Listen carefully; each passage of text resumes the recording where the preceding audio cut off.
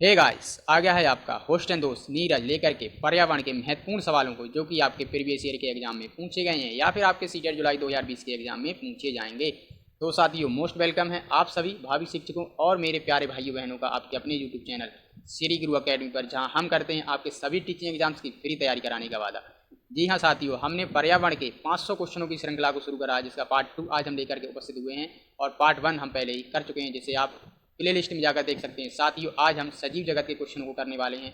साथियों, ये क्वेश्चन आपके TET, C TET, UP TET और जितने भी शिक्षक भर्ती एग्जाम है सभी के लिए काफ़ी महत्वपूर्ण है। साथियों, चलते हैं और वीडियो को शुरू करते हैं। साथियों, इससे पहले आपसे रिक्वेस्ट है कि आप पेन और पेपर की लेकर के बैठेंगे, क्योंकि यहाँ पर जो भी इंपॉर्टेंट फैक्ट मैं आपको बताने वाला हूँ उन्हें आप नोट कर लेंगे। साथ ही साथ साथियों, आपके लिए ये पूरा का पूरा मैटर हमारे टेलीग्राम चैनल पर मिल जाएगा, जहाँ से आप इसे डाउनलोड कर सकते हैं। उसके लिए आप ज्वाइन कर लेंगे, डिस्क्रिप्शन में आपके लिए लिंक मिल जाएगा। देखते हैं साथियों, पहला प्रश्न क्या है। सजीवों को 5 जगत में किसने विभाजित किया था? ऑप्शन ए है रॉबर्ट हुक, ऑप्शन बी है कैरोलस लिनियस, ऑप्शन सी है R.H. विटेकर और ऑप्शन डी है चार्ल्स डार्विन। बताइए फ्रेंड्स, क्या हो जाएगा आंसर? तो साथियों, यहाँ पर आपका आंसर हो जाएगा क्या? तो R.H. विटेकर। ठीक है, R.H. विटेकर। साथियों, इन्होंने ही सजीवों को 5 जगत में विभाजित किया था, जिसमें कौन कौन से थे साथियों? तो मोनेरा, प्रोटिस्टा, कवक, पादप और जंतु, ये क्या थे साथियों? 5 जगत में इन्होंने विभाजित किया था। कौन कौन से मैंने आपको बताए, कौन कौन से? तो मोनेरा, प्रोटिस्टा, कवक, पादप और जंतु। ठीक है, और कैरोलस लिनियस का नाम कहाँ पर आता है? तो कैरोलस लिनियस का नाम आता है, इन्होंने द्विनाम पद्धति का जनक इनके लिए कहा जाता है। किन्हें? तो कैरोलस लिनियस को। रॉबर्ट हुक का नाम साथियों कहाँ पर आता है? तो इन्होंने साथियों कोशिका की खोज की थी। किसमें? प्लाज्मा में मरी हुई कोशिका को सबसे पहले किसने खोजा था? तो रॉबर्ट हुक ने खोजा था। ठीक है साथियों, और अगर हम बात करें चार्ल्स डार्विन के लिए, तो इनके लिए अनुकूलन का जनक कहा जाता है, यानी अनुकूलन का जो नियम है वो किसने दिया था? चार्ल्स डार्विन ने। साथियों, चलते हैं और देखते हैं अगला प्रश्न क्या है। अगला प्रश्न कि जीवाणुओं को किस जगत में अध्ययन किया जाता है? बताइए साथियों। ऑप्शन ए पादप, option B Monera, option C Protista और ऑप्शन डी जंतु। बताइए फ्रेंड्स, क्या हो जाएगा आंसर? तो साथियों, आपका यहाँ पर आंसर हो जाएगा ऑप्शन बी फॉर बॉम्बे। साथियों, इसी में किसका अध्ययन किया जाता है? तो जीवाणुओं का अध्ययन किया जाता है। साथियों, आपको पता होगा जीवाणु क्या है? तो जीवाणु एक कोशिकीय प्रोकैरियोटिक कोशिका से बना हुआ होता है। और साथियों, मैं अगर बात करूं तो प्रोटिस्टा में साथियों किसका अध्ययन किया जाता है? तो इसमें एक कोशिकीय यूकैरियोटिक सेल का अध्ययन किया जाता है, यानी एक कोशिकीय जो यूकैरियोटिक होते हैं साथियों जीव, उनका अध्ययन प्रोटिस्टा में किया जाता है। और यदि हम बात करें कवक, जिसका कहते हैं हम फंगाई, तो फंगाई में किसका अध्ययन किया जाता है? तो फंगाई में साथियों किया जाता है अध्ययन बहुकोशिकीय यूकैरियोटिक जो कोशिका से बने हुए जंतु होते हैं, उनका अध्ययन फंगाई के अंतर्गत किया जाता है। और साथियों, आपको पता ही होगा प्लांट में किसका अध्ययन किया जाता है? पादप में तो पौधों का, और जंतु जगत में तो इसमें जंतुओं का अध्ययन किया जाता है। साथियों, चलते हैं अगले प्रश्न पर और देख लेते हैं अगला प्रश्न, प्रश्न नंबर 3 क्या है। जीवाणु विज्ञान के जनक कौन हैं? जीवाणु विज्ञान के जनक कौन हैं? Option A Antonie van Leeuwenhoek, option B DJ Ivanovsky, option C Robert Brown और ऑप्शन डी इनमें से कोई नहीं। बताइए साथियों, क्या हो जाएगा आपका आंसर? तो साथियों, आपका यहाँ पर आंसर हो जाएगा option A for America, Antonie Leeuwenhoek. तो साथियों, अब मैं आपको बताता हूँ कि DJ इवानोव्स्की, इनके लिए साथियों वायरस की खोज का जनक इनके लिए माना जाता है, यानी वायरस की खोज का नाम किसे जाता है? तो DJ इवानोव्स्की के लिए जाता है। ठीक है, और अगर हम बात करें रॉबर्ट ब्राउन ने किसकी खोज करी थी? तो रॉबर्ट ब्राउन ने कोशिका के केंद्रक की, ठीक है, न्यूक्लियस की खोज किसने करी थी? तो रॉबर्ट ब्राउन ने। चलते हैं साथियों अगले प्रश्न पर। क्या है अगला प्रश्न, देख लेते हैं। प्रश्न नंबर 4, निम्नलिखित में से किसके कारण दही जमता है? ऑप्शन ए जीवाणु, ऑप्शन बी कवक, option C protista, option D विषाणु। बताइए साथियों, क्या हो जाएगा यहाँ पर आंसर आपका? तो साथियों, यहाँ पर आपका आंसर हो जाने वाला है जीवाणु।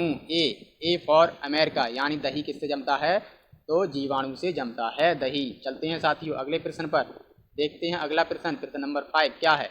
निम्नलिखित जीवों में से कौन मुख्य रूप से गर्म एवं आर्द्र स्थान पर पाए जाते हैं? बताइए साथियों। ऑप्शन ए है जीवाणु, ऑप्शन बी है कवक, ऑप्शन सी है प्रोटिस्टा और ऑप्शन डी है विषाणु। बताइए साथियों, क्या हो जाएगा आंसर?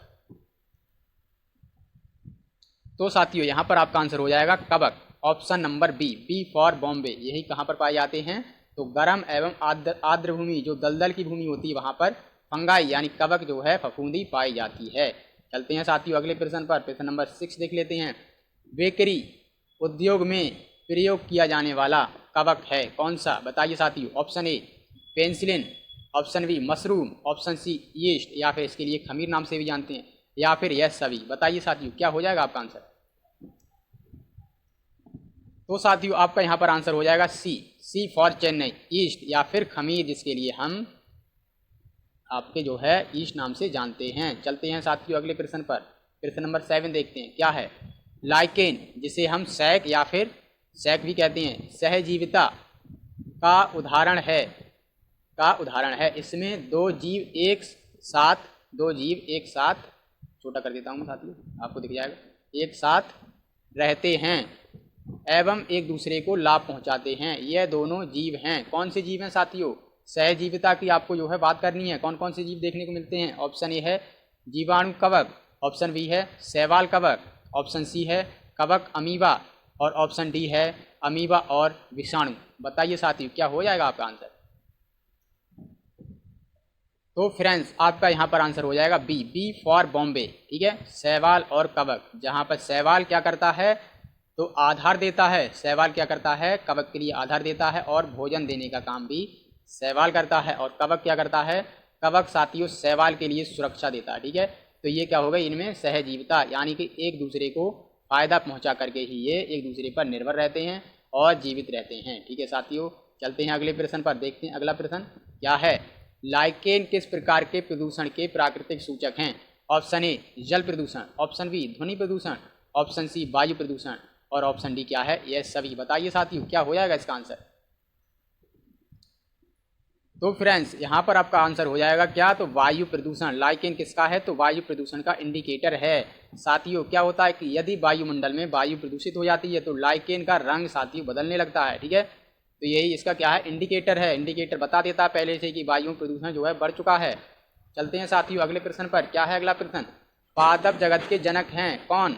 ऑप्शन ए अरस्तु, option B Theophrastus, option C Charles Darwin, option D Lamarck. बताइए साथियों क्या हो जाएगा आपका आंसर? साथियों किसका देखना है आपको लिए? तो पादप जगत, प्लांटे। ठीक है, प्लांटे का आपको देखना है। प्लांटे क्या देखना है? जनक। तो इसमें नाम साथियों आपको देखने को मिलता है थियोफ्रेस्टस का। ऑप्शन बी आपका आंसर हो जाएगा। और अगर बात करें हम अरस्तु की, तो अरस्तु को साथियों जंतु जगत एनिमिलिया का जनक कहा जाता है। ठीक है, एनिमिलिया का जनक किसे कहा जाता है? तो अरस्तु के लिए। और चार्ल्स डार्विन मैंने आपको बताया ही क्या है कि अनुकूलन का सिद्धांत किसने दिया था? तो चार्ल्स डार्विन ने। और लेमार्क का साथी प्रयोग क्या था? तो लेमार्क का प्रयोग था जिराफ की लंबी गर्दन के बारे में, इन्होंने बताया था। ठीक है, चलते हैं साथियों अगले प्रश्न पर। प्रश्न नंबर 10 देख लेते हैं क्या है।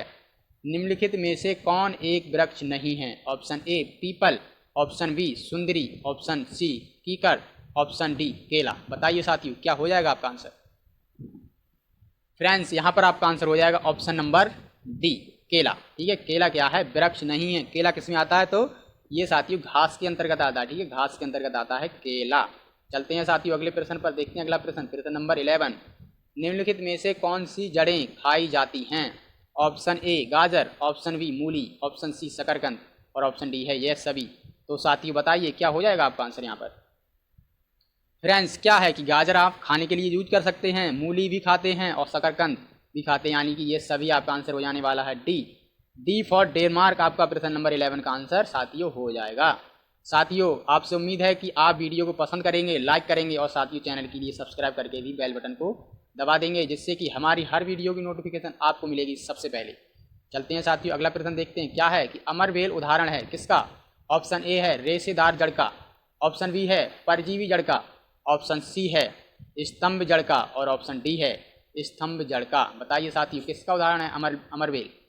साथियों आपको पता ही होगा अमरबेल क्या है। तो अमरबेल पेड़ों पर पौंड़ती है साथियों, फैलती रहती है पेड़ों पर। ठीक है, और उसी पर ही अपना जो है बचा के रखती है अपने लिए, यानी कि इसका कोई भी आधार नहीं होता है। ये किसके लिए आधार बनाती है? तो पेड़ों को, यानी ये जो है पेड़ों पर निर्भर रहती है, और जो निर्भर रहते हैं वो क्या होते हैं? वो परजीवी होते हैं। और साथियों अमरबेल के लिए आपकी जो है कोई पत्ती भी आपने नहीं देखी होंगी, यानी कि ये एक जड़ होती है। अमरबेल क्या होती है? एक जड़ होती है, यानी कि अमरबेल उदाहरण किसका है? तो परजीवी जड़ का। Option number B B for Bombay आपका सही आंसर हो जाएगा प्रश्न नंबर 12 का। चलते हैं साथियों अगले प्रश्न पर, देखते हैं प्रश्न नंबर 13 क्या है। आलू प्याज अदरक आदि में खाए जाने वाला भाग है। ऑप्शन ए जड़, ऑप्शन बी तना, ऑप्शन सी फूल, ऑप्शन डी पत्तियां। बताइए साथियों, क्या आप आलू की पत्तियां खाते हैं या फिर फूल खाते हैं या फिर तना खाते हैं या फिर जड़ खाते हैं? बताइए साथियों क्या हो जाएगा इसका आंसर। तो फ्रेंड्स आपका यहाँ पर आंसर हो जाएगा क्या, तो तना, बी फॉर बॉम्बे। यानी कि साथियों आलू प्याज और अदरक की हम क्या खाते हैं, तो तना खाते हैं। साथियों आप इसे जड़ में मत ले जाइएगा, ठीक है, बहुत ही इंपॉर्टेंट प्रश्न है, ठीक है फ्रेंड्स, आप इसके लिए याद कर लीजिएगा। यानी कि जो तना है कौन, आलू प्याज और अदरक, ठीक है, आपका यहाँ पर बी आंसर हो जाएगा। चलते हैं साथियों अगले प्रश्न पर, देखते हैं अगला प्रश्न क्या है। 14 बाष्पोत्सर्जन, बाष्पोत्सर्जन क्या होता है। ऑप्शन ए पत्तियों के द्वारा जल का बाष्प के रूप में निकलना, ऑप्शन बी जड़ के द्वारा जल का अवशोषण करना, ऑप्शन सी जाइलम द्वारा जल का संवहन करना, और ऑप्शन डी क्या है, तो फ्लोएम द्वारा भोजन का संवहन करना। बताइए साथियों क्या हो जाएगा आपका आंसर। तो फ्रेंड्स आपका यहाँ पर आंसर हो जाएगा पत्तियों के द्वारा जल का बाष्प के रूप में निकलना। यानी जल किस में निकलता है, तो बाष्प के रूप में निकलता है, बाष्पोत्सर्जन, आप इसके नाम से ही जाएंगे, ठीक है।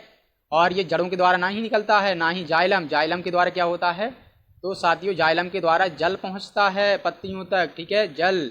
और फ्लोएम के द्वारा क्या होता है, तो पत्तियां जो फूड बनाती हैं, जो भोजन बनाती हैं, वो साथियों फ्लोएम की क्रिया के द्वारा पेड़ के पूरे भाग में पहुंचता है, ठीक है। जाइलम से जल और फ्लोएम से फूड, ठीक है, आप इसे याद कर लेंगे। चलते हैं साथियों अगले प्रश्न पर, क्या है ये कि साथियों ये प्रश्न हमारी वीडियो का आखिरी प्रश्न है, प्रश्न नंबर 15। प्रकाश संश्लेषण सबसे कम किस रंग में होता है। ऑप्शन ए लाल रंग में, ऑप्शन बी हरे रंग में, ऑप्शन सी पीले रंग में, और ऑप्शन डी बैंगनी रंग में। बताइए साथियों क्या हो जाएगा आपका यहाँ पर आंसर। तो साथियों क्या है कि प्रकाश संश्लेषण सबसे कम किस में होता है, बताइए। फोटोसिंथेसिस प्रोसेस के बारे में आपको बताना है। तो साथियों क्या हो जाएगा आपका आंसर यहाँ पर कि प्रकाश संश्लेषण सबसे कम किस रंग में होता है, तो बैंगनी रंग में होता है, ठीक है। और सबसे अधिक की बात करें तो लाल रंग में होता है, सबसे अधिक, ठीक है, सबसे अधिक किस में होता है, तो लाल रंग में देखने को मिलता है हमारे लिए प्रकाश संश्लेषण की क्रिया। तो साथियों उम्मीद करते हैं कि आपको सेशन काफ़ी इंपॉर्टेंट और पसंद आया होगा। साथियों मिलते हैं अगली वीडियो में, तब तक के लिए साथियों अपना प्यार ऐसे ही हम पर बनाए रखिए और देखते रहिए, करते रहिए सीटेट जुलाई 2020 की तैयारी। मस्त रहिए, व्यस्त रहिए। चलते हैं साथियों और मिलते हैं अगली वीडियो में, तब तक के लिए धन्यवाद साथियों।